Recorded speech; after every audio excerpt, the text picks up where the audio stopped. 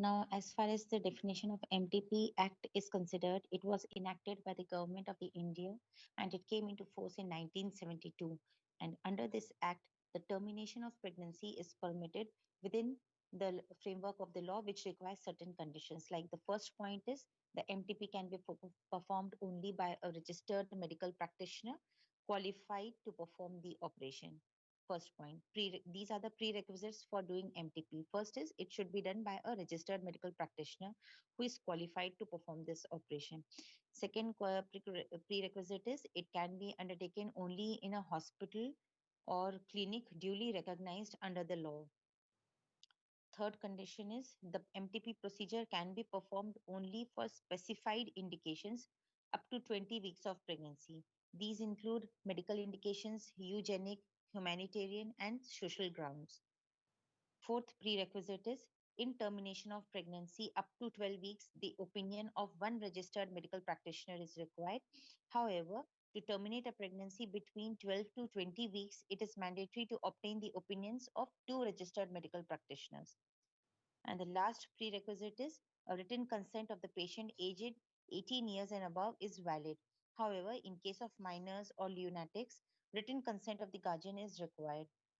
So, these are the prerequisites for doing MTP procedures. Remember, it can be done only by a registered medical practitioner, and it if it is less than 12 weeks, only one doctor is required. If it is more than 12 weeks, 12 to 20 weeks, then we have to obtain the consent from opinion. We have to take the opinion from two registered medical practitioners.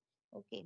Now, even we have done MTP of certain medical legal cases of 23 weeks, 24 weeks. But in that cases, you have to take the permission from the High Court.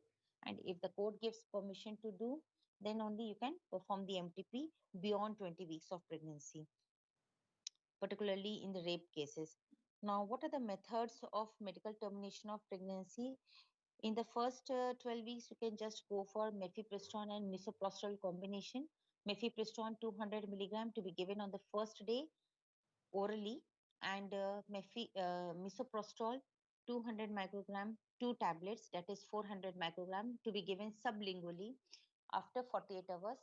The first dose should be given of 400 microgram. Then after 4 hours, the second dose of misoprostol 400 microgram is given sublingually.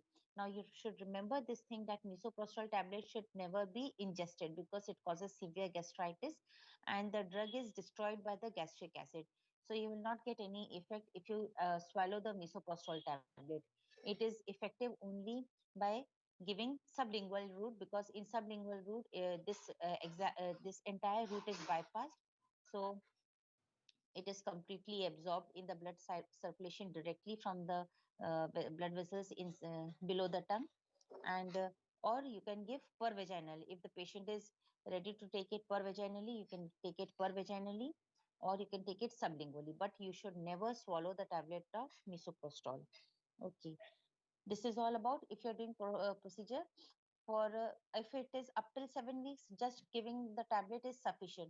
But if it is more than 7 weeks gestational age, then you will give, along with this tablet, you have to perform dilatation and curettage. So after giving these tablets, the os gets dilated, and then you will what will you do? You will paint the private parts, visualize the cervix by the speculum and the anterior vaginal wall retractor, and hold the anterior lip of the cervix by a valsalva, and then first introduce a Hagar dilator of a small size and gradually increase the size of the Hagar dilator up till the optimum size is uh, found, where you can introduce the ovum forceps easily. Till there, you will dilate the cervix. Already, you are giving misoprostol tablet that will help in the dilatation of the cervix also. So once the cervix is dilated, then you will curate the first of all introduce the ovum forceps and remove all the products of conception, whatever is there inside the uterine cavity. And after removing the products of conception, you will gently curettage the endometrial wall, both the anterior wall, posterior wall, and the both the lateral walls. Okay, So that is all about the curettage part. And remember one thing: if you are doing this thing for a patient who has never become pregnant in previously also, so she's not having any living issue, and this was the first pregnancy which has been aborted unfortunately, then in that case, what will you do? Whenever you are curating the endometrium, don't curate it vigorously, because if you curate the basement membrane of the endometrium also, then this patient will land up in Asherman syndrome. What is Asherman syndrome? It is the obliteration of the uterine cavity, and these patients, they develop amenorrhea and infertility later on. So that is why never do vigorous curettage. Just ensure that you have curated all the four walls, and you are sure that there is no products of conception inside. You don't have to do vigorous curettage. Keep on curating and curating unless and until you find that there is nothing that is coming out. So that is false. When you are curating the endometrial cavity, you will find that the bubbles start coming. So if the bubbles are coming, and you get a gritty sensation with the ovum fauces, when you are removing the products, you are if there is nothing inside, you will be grasping the blood inside it. So because the ovum fauceps has serrations between it, so whenever you grasp the blood, uh, from the serrations, the blood will come out and that will create bubbles. So if you find bubbles coming out when you're removing the products with your ovum forceps, that itself indicates that your everything is clear from inside. And then just to do a gentle check curettage of the endometrial wall, so that whatever bits are remaining, they are also removed out. And if at all something is left inside the uterine cavity but it has been curated out from your endometrial wall, and it is lying in the inside the endometrial cavity, then it will automatically come out, uh, because even after the abortion she will be having slight bleeding for few days. So in that bleeding, that whatever product which is still remaining but it has been detached from the endometrial cavity, endometrial wall, it will come out automatically from the cavity. Okay. So this thing is very important, because many a times some people do severe this endometrial curettage, because they don't want a slightest bleeding after the abortion. So in that cases, these patients are the ones who land up in Asherman syndrome in future. So you have to do gentle curettage. Now, what are this? So this is the procedure you will do up till 12 weeks. Okay, up till 7 weeks, only medical abortion is sufficient. That is, you just give the medicine. You don't have to do check curettage. And from 7 to 12 weeks, after giving that same drug in that same format, you will now do check curettage also. Now, if the patient is above 12 weeks, now here you have to take two doctors' opinion. And again, there are various methods of MTP in second trimester. The medical methods include extra amniotic instillation of ethacridine lactate or hypertonic saline 20% or prostaglandin. And the next is intra-amniotic instillation of hypertonic saline, prostaglandin, urea, mannitol. These are the medical methods, and the surgical methods include dilatation and evacuation, aspirotomy, and hysterotomy. Now, again, all the medical procedures which were medical methods for second trimester, that is ethacridine lactate solution, you will introduce inside the uterine cavity. Nowadays it has been abandoned, and these drugs are not available in the market also, because uh, it sometimes it gets absorbed and then it causes various complications also. So nowadays the only thing is you have to go for dilatation and evacuation in the second trimester also. But here, what is the difference in the now the uterus has become more sensitive to misoprostol tablets. So now you will give the misoprostol tablet in a lower dose. Previously, what were you giving? You were giving to 400 micrograms sublingual, two doses, 4 hours apart, isn't it? On the after 48 hours of giving mifepristone, you give misoprostol. So first dose of 400 microgram is given sublingually at a particular hour. Then after 4 hours, the second dose of misoprostol was given. Here, what we do when we are terminating the pregnancy beyond 12 weeks up till 16 weeks, we need to slowly dilate the cervix. Okay, now these dilatation of cervix can be done by introducing Cerviprim gel, that is the dinoprostone gel, which is available, or you can insert a laminaria tent also that will swell up with the fluids, and then it will help in gradual dilatation of the cervix. But now again, these laminaria tents, they are not available, so we are using prostaglandin gel. dinoprostone gel, or to dilate the cervix, or you can directly give misoprostol tablets also to dilate or soften the cervix.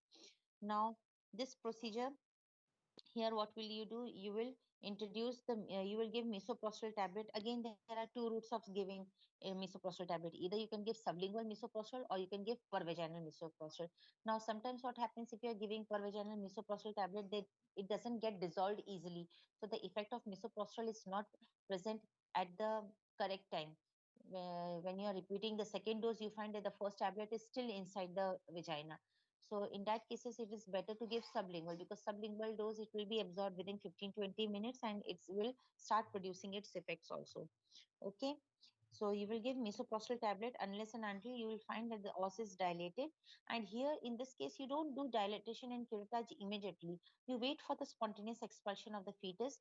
After the effects of misoprostol, what will do? What will happen? The os will get dilated also, and you will find that the entire product, that is entire the fetus as well as the placenta, it will come out spontaneously. And after everything is come out, you just examine whether the fetus and the placenta is completely, or you find that there is some lobe missing, then only you will go for check curettage in that patient, and you will curate it, curate the endometrial cavity. Okay. Then one procedure is aspirotomy. This procedure is performed to undertake the termination of pregnancy beyond 12 weeks of gestation. And here, pre-medication, you will give diazepam or atropine injections before starting the procedure.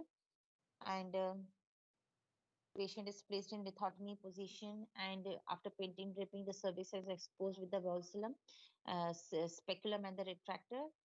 And then you will introduce the valsulum and hold the anterior lip of the cervix. Here, what will you do?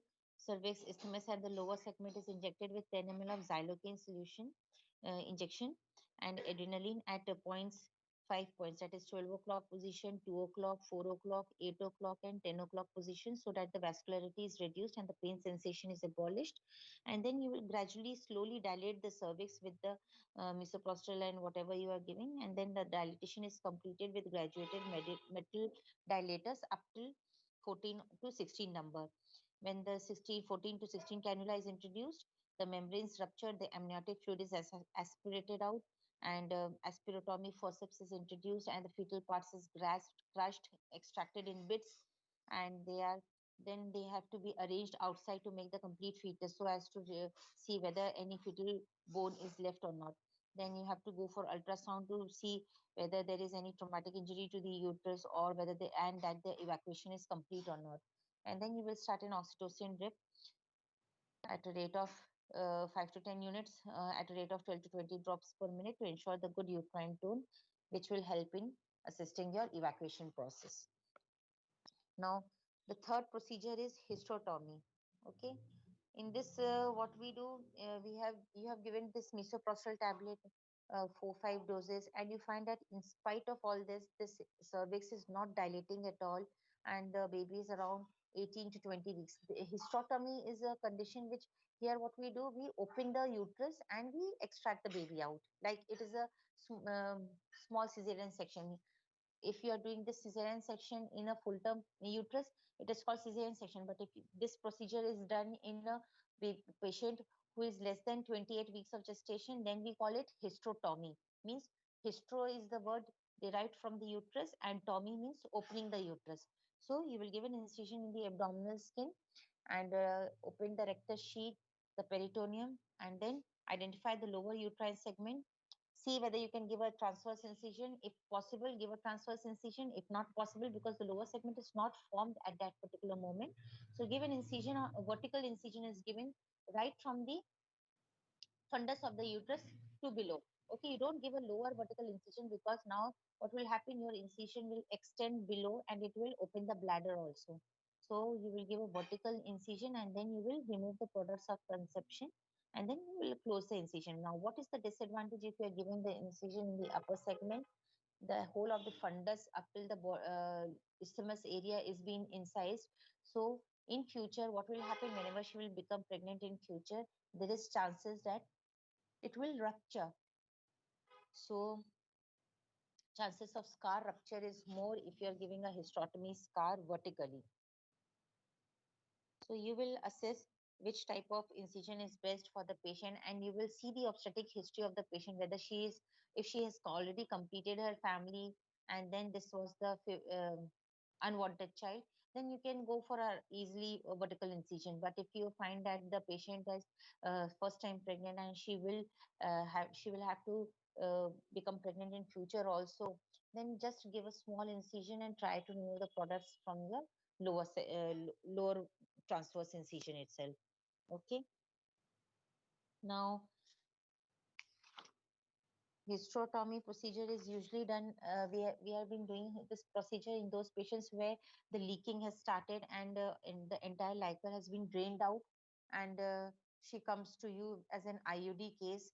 The baby has already died in utero, and after even giving a lot of doses of misoprostol, you find that there is no dilatation of the cervix. So you can go for hysterotomy. I have seen many cases where these people have done, they have given misoprostol tablet frequently, and here what we give misoprostol tablet 400, 200, instead of 400, we give only 200 microgram misoprostol, and that to be given after an interval of 4 to 6 hours. Okay.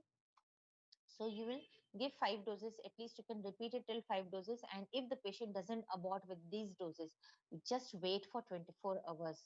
Okay, because the uterus has become hypertonic and it is not responding to your doses, so don't keep on giving continuously misoprostol.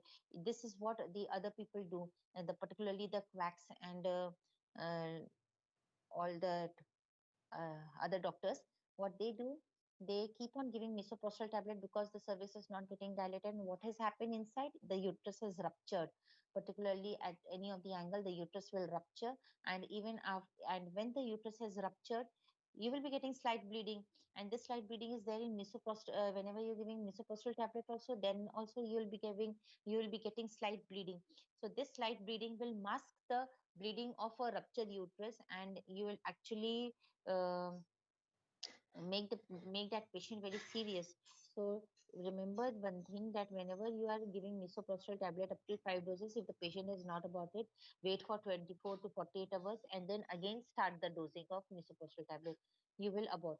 And if you find that there is abdominal distension or tenderness in the abdomen by giving misoprostol tablet, then take a consent and go for hysterectomy, and definitely you will find that the uterus was ruptured. Once the uterus has ruptured, the baby has expelled out from the uterus into the broad ligament or into the abdominal cavity.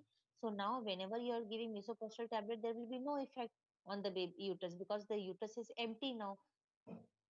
Okay, so that is why it is important that when you are giving misoprostol tablet, rule out rupture uterus before giving extra doses of misoprostol tablet.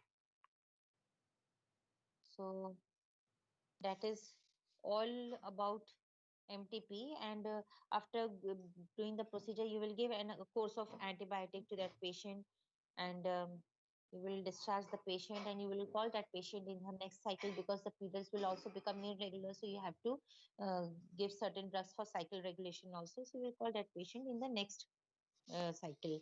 Okay. So that is all about medical termination of pregnancy.